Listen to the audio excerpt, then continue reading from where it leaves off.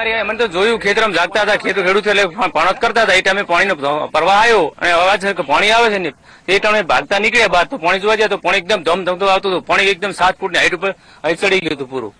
भैंसो को छोड़वामां अमने तक ना मळी एम 7 થી 8 फूट આગળનું ગામ છે રૂની બરોબર ત્યાંથી અમને એક કોલ આવ્યો કે ભાઈ ભાગો આગળથી કે પાણી આવેલું છે ત્યારથી અમે પછી ભાઈ કોલ આવ્યા પછી અમે ફટાફટ બૈરા છોકરાને પૂતા હતા એટલે જાગતા અમને ટ્રેન ટોલામાં મૂકી દીધા બરોબર ટોલો રાણે બાકી અમે માલ ઢોરને છોડી નતા શકતા તે બરોબર અમારા માલ મરી ગયા છે હજી ઘણી જગ્યાએ બધા મોટા જગ્યાએ છે પાણી ભરેલું છે આજુબાજુના વિસ્તારની અંદર રૂની હજી મોટા ભાગે ગરકાવ છે ખારિયાની અંદર ઘણા લોકોનો કોઈ પત્તો નથી એવું કહેવાય છે કે આજુબાજુના વિસ્તારની અંદર બધા લોકો જતા રહ્યા છે અંદર કોઈ નક્કી નથી કોઈ કેટલો આંકડો આવે છે એ તો કોઈને ખબર નથી કારણ કે જે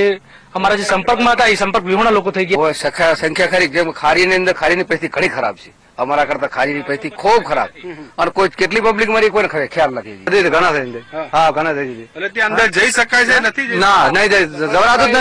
જવરાતું જ નહીં કરતું હજી તો ઘણા વર્ષથી ખૂબ હેલિકોપ્ટર ની અંદર જવરાયું છે હેલિકોપ્ટર સિવાય કોઈ બોટ તો જવરાયું જ નથી રાજ્યના બનાસકાંઠા પાટણ હાલ બેહાલ બન્યા છે લોકો પોતાના ઘરબાર છોડીને આ રીતે રજરતી જિંદગી જે જીવવાનો વારો આવે છે કારણ કે ભારે પૂરને કારણે ઘર વખરી તણાઈ રહી છે અને જે અબોય જીવો છે તેની સાથે તેમને સ્થળાંતર કરવાની ફરજ પડી છે ક્યાં ક્યાં વરસાદ આવ્યો રાણકપુરમાં વરસાદ આવ્યો ધાબા બરોબર પોણે ભરી બરોબર બે ચાર દિવસથી ખાવાને પીવાની બધી તકલીફ પડે છે નીકળી જવા પડે અને કેનાલ બોધી અને કેનાલના કારણે રાણકપુરમાં પાણી આવ્યું કોઈ દિવસ રાણકપુરમાં પાણી આવ્યું નતું બરાબર ટ્રેક્ટરમાં કોને લઈ જાય રાણકપુર અમારા ઘરના ગામના સગાવાલાને બધાને મારા ભાઈને મારા ભાભીને એમને બધા રાણકપુર ફેરા કર્યા અને ખરા પાર્ટીમાં અમને ખાવા આપ્યું જે લોકો કહી રહ્યા છે કે જે ભારે વરસાદને કારણે લોકોને એક જગ્યાથી બીજી જગ્યા છે આ રીતે ઢોર ડાકર છે ઘેટા બકરા છે તમામને કેટલો વરસાદ આવ્યો બે ઘણો આવ્યો ભાયા ઘણો આવ્યો વરસાદ બધું તણાઈ ગયું છે કશું રહ્યું નહીં અમારે દોણા ખાવા નહીં રહ્યા અમે તો હગાવ આલમ હતો ભયા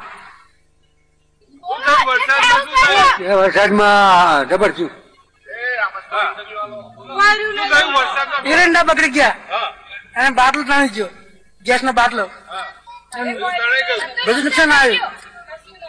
કહી રહ્યા છે કે ઘર વખરી તણાઈ ગઈ તમામ જીવન જરૂરિયાતની વસ્તુ થાય છે બીજી તરફ જે સેવાભાવી કેમ્પો છે અલગ અલગ તે આ પ્રકારની રાહત કેમ્પ જે હાઈવે પર શરૂ કર્યા છે અને લોકોને મદદરૂપ બન્યા છે આ પ્રકારની સ્વૈચ્છિક સંસ્થાઓ છે તે આખરે કુદરતી આપત્તિઓમાં સૌથી મહત્વની ભૂમિકા ભજવતી હોય છે શું કહેશો ક્યાં ક્યાં વેચી રહ્યા છો અમે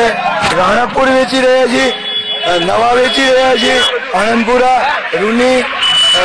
નવા પટણી મોઢા અલગ અલગ ગામોમાં જે વિતરણ થઈ રહ્યું છે લોકો જે છે આ સમયે ખંભે ખંભા મિલાવીને કામ કરતા હોય છે ક્યાં ક્યાં નુકસાન કર્યું ને ક્યાં ક્યાં તમે જે મદદ પહોંચાડી રહ્યા અત્યારે અમે રૂની ગામમાં બહુ અમારું કામ ચાલુ છે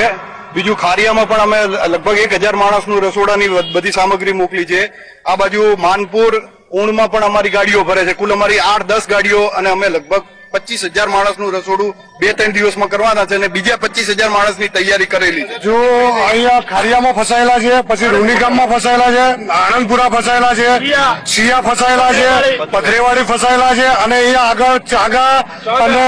આનંદપુરા એ ઊણમાં અત્યારે ફસાયેલા છે અને અત્યારે બધી સહાય અમે ચાલુ કરેલી છે